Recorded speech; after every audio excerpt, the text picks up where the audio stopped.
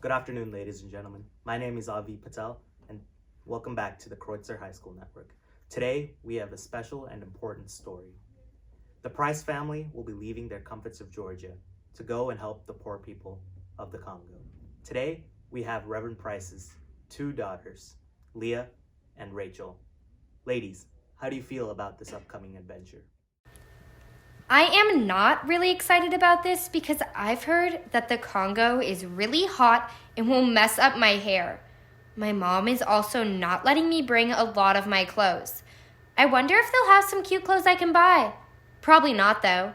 I bet they have bad taste. I'm excited to help Father preach the gospel and spread the word of God to try to save the poor people of the Congo. That's wonderful, girls. I can't wait to follow your journey through the Congo for the next year.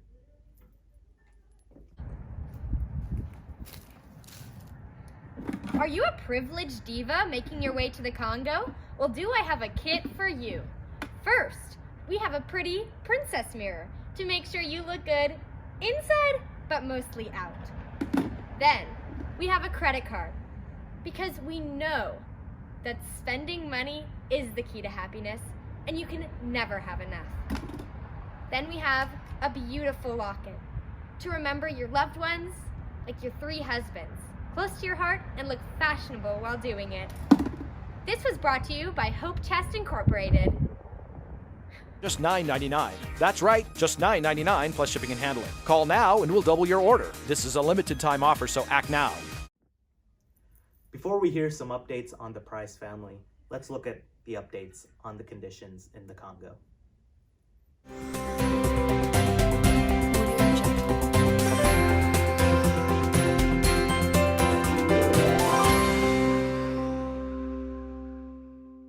The Prices will be stepping off the plane into the swelter of Leopoldville, where they will start their journey. It's very hot and humid there, which can make for a pretty miserable day if you have to be outside. Thank you. Now let's get the update on the Price family. Today we have Leah and the youngest, Ruth May. How's it going, girls? It's extremely hot here. Ruth May even fainted in the airport. However, I believe that God is with us and will help us to adjust. And after we arrived in the village, I knew that even though our mission would be tough, God would get us through it. When we got to Kalanga, all the people there were colored. The man in church in Georgia says they're different from us and needs ought to keep to their own. One of my friends also says they're cannibals, so I hope they don't fry me up and eat me. When we first arrived, they had a big celebration for us. It took me a while to realize, but they were already singing our Christian hymns right in front of our very eyes. But I guess they have a right to sing them. It just made my skin crawl. Unlike my sisters, I see the world a bit differently because of my hemiplegia. Despite Father's fit over the lack of modesty of women due to their bare breasts, I think that they are modest in their own ways. For example, I have observed on numerous occasions that before a woman leaves her home, she must make herself decent. But Father says they need saving from these sinful behaviors, so I guess I must listen because Father speaks for us all. Thank you, ladies. I hope you all stay safe, and we'll catch you later.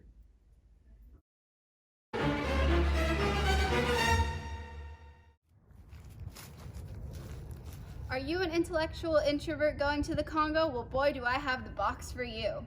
First, we have books for when you want some independent enlightenment. Then we have a mask for when you just really don't want to talk to anyone. And then we have some pipe cleaners for when you want to engineer stuff that can straighten and bend at will. In fact, if you order 2, you only pay half the shipping and handling on the second one, and half on the next one, and the next one, and well, you get the idea. Kalanga has just got a lot of much needed rain after the dry spell, so let's check in to see how the prices have been doing. We just got word from a correspondent in the Congo that the Price family has been struggling with getting only $50 in stipends from the Mission League every month. So, what they've decided to do is to plant their own crops and therefore grow their own food. But the first time they tried, disaster struck. The rainy season fell on them like a plague. The serene heavens began to dump buckets, which washed away all the seeds in the mudslides. According to Ruth May, they employed Mama Tataba to help them teach the proper Congolese technique so that their own crops would grow. This time, it only took 5 days for the seeds to bloom and the Price family to be happy with their bountiful supply. Hopefully, their situation continues to improve. The plants grew a lot the second time, but they wouldn't set fruit. At least they grew this time, thanks to Mama Tataba. Actually, it was all thanks to me, Father, and the grace of God that caused them to grow this time. And with faith and hope, I think they will eventually set fruit. We also have a parrot here, left by the last missionary, but he's causing some trouble. Father heard him say a curse word, which is a sin, and since someone had to teach him to say that, we were all blamed, and we got the verses. Thank you for the update. We'll talk to you later.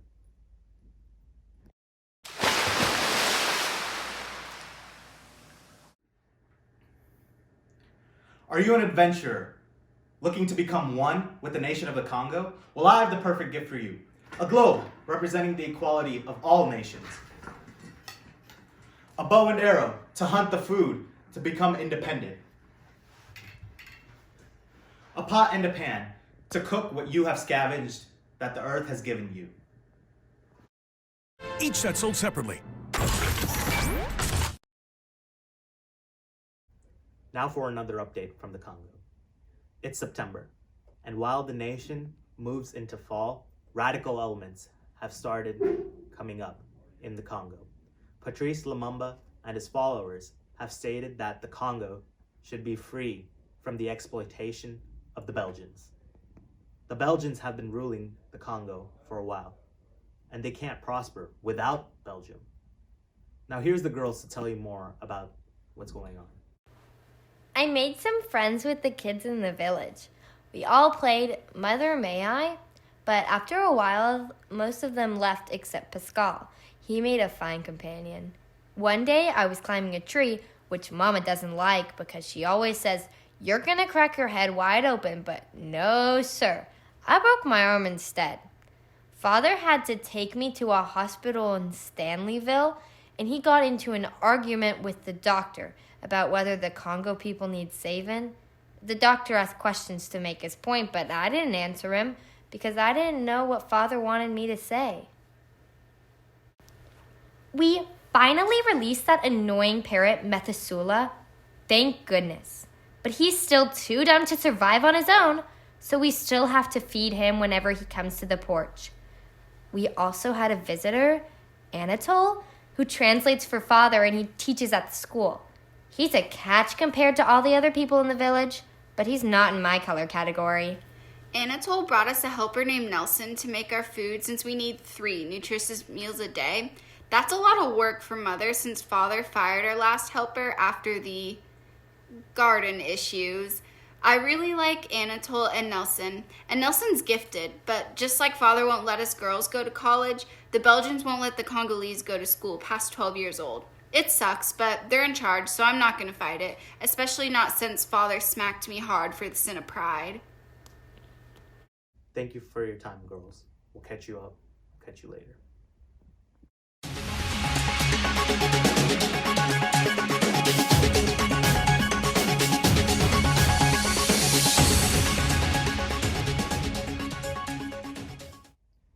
Ladies and gentlemen, we have some breaking news. The Congo has officially become independent. I repeat, the Congo is officially independent. Nathan Price, however, refuses to leave the Congo and go back to America until another Christian missionary comes and replaces him.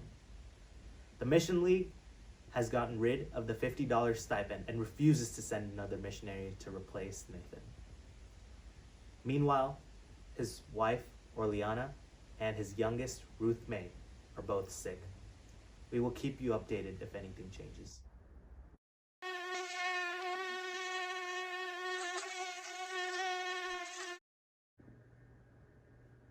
Do you know how many diseases are plaguing Africa, specifically the Congo? Me neither, but there are countless, including malaria. These malaria pills can help you from contracting the disease and dying. Get your pills today, or you will be dead, like the others. Put up your nets and take your pills. The days keep getting drier and drier in the Congo, where the Prices are praying for rain, as Reverend Price continues trying to turn the Congolese people into believers of Christ. Let's hear from the Price girls and get their take on what they think about the leader of the Congo.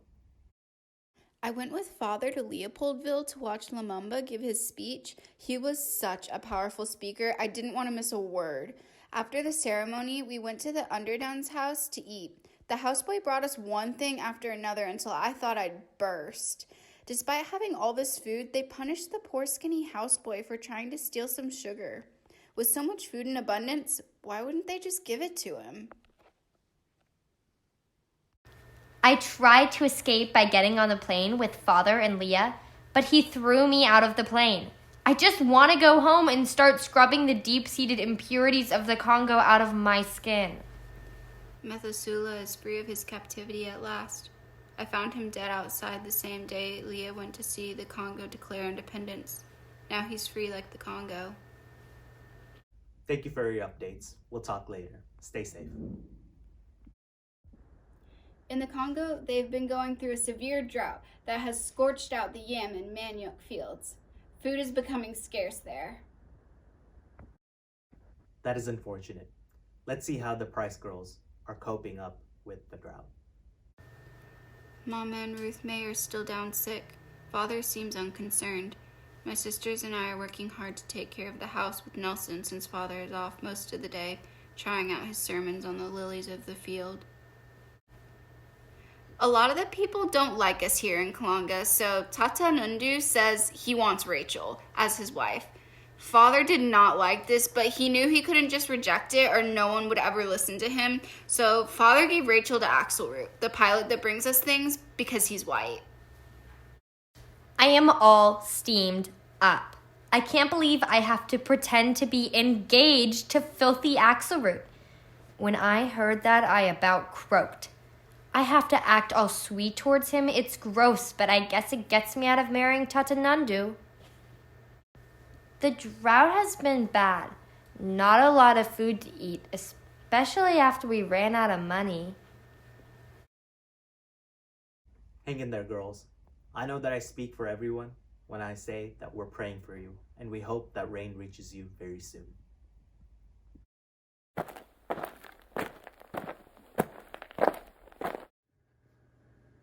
Are you a child being brought to the Congo by your family? Well, I have the kit for you. First, a cast for all those mischievous childhood mistakes. Then, a security blanket for when home feels a little too far away. Then, Play-Doh to mold and shape as you please with the new friends that you make. Today we come to you with breaking news. We have received word that due to the drought in Africa, ants have eaten up all the crops and all of the farm animals of the Congolese people. How did you girls escape?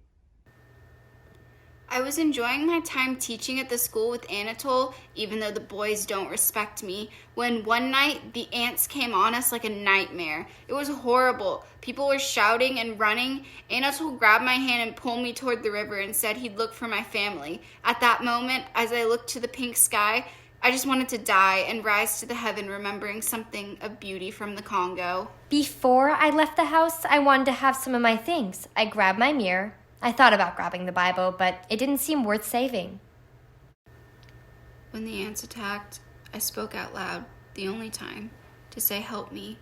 Mother heard me, but weighing my life, since my bad leg would make it hard for me to run, she chose Ruth May instead, carrying her to the river as I was eaten up. Anatole came back and got me into the boat, so I wasn't eaten alive. When the ants left and we went back to the village, all the food was gone. Even the chickens that were left behind were just bones. Thank you. We will update you very soon. Due to the drought and the destruction of the crops, the Congolese people are out on a hunt for animals. Using forest fires, they're trying to round up the animals in one place. Here are the thoughts on the girls and what they did. The people of Kalanga decided they wanted to vote whether we'd have Jesus in our village, which made Father very mad. I was the only one of us who voted. I voted for Jesus so hard, my pebble struck the cross and bounced. I think Father was proud I voted for Jesus. After the vote, Tata Nundu announced that there would be a big hunt to get food.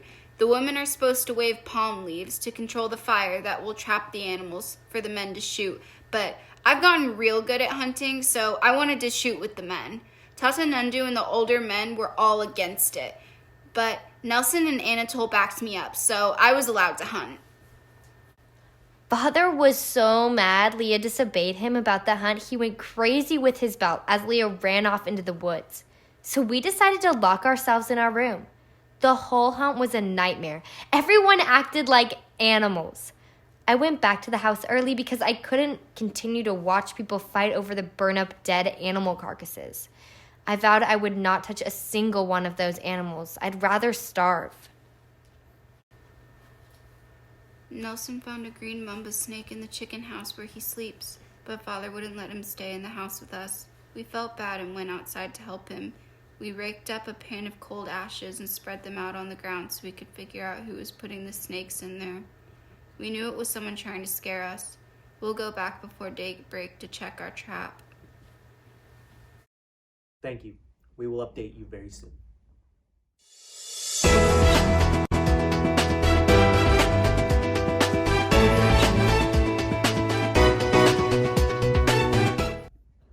Breaking news. Young Ruth May has just passed away. She was bitten by a green mamba snake in the morning. And because of the fatal venom of the snake, she passed away in a matter of minutes. We as a network offer the Price family our condolences. No one can understand the grief that they're going through right now.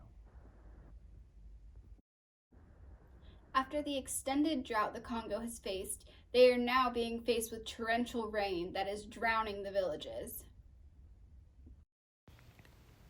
30 years after the Price family embarked on their mission from Georgia to the Congo, we're going to take a look at where they are now.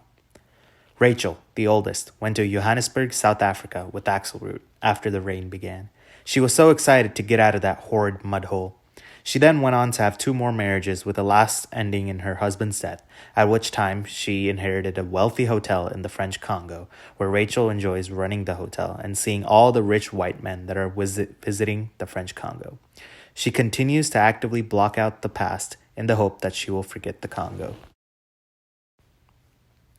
Leah, after having to stay behind due to malaria, married Anatole and had 4 sons in West Africa.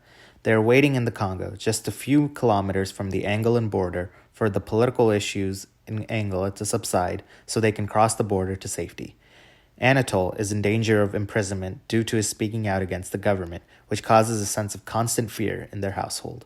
She has returned to America multiple times, but always goes back to the Congo because she still has hope, and Africa is her home. Ada became a doctor in Georgia and lives with her mother, who works with civil rights. Ada no longer has a limp and has lost her ability to read in the old way. She sometimes still walks with a limp in private, but in public she acts normal because Western civilization accepts perfection. She focuses her medical research on tropical diseases such as those that are rampant in Africa. The girls have had a few brief reunions, but they don't speak much due to their differing opinions and views, from Rachel's anti-African views to Leah's becoming fully immersed in Africa. It has also been reported that Nathan Price has been killed by burning after trying to preach the gospel to a village.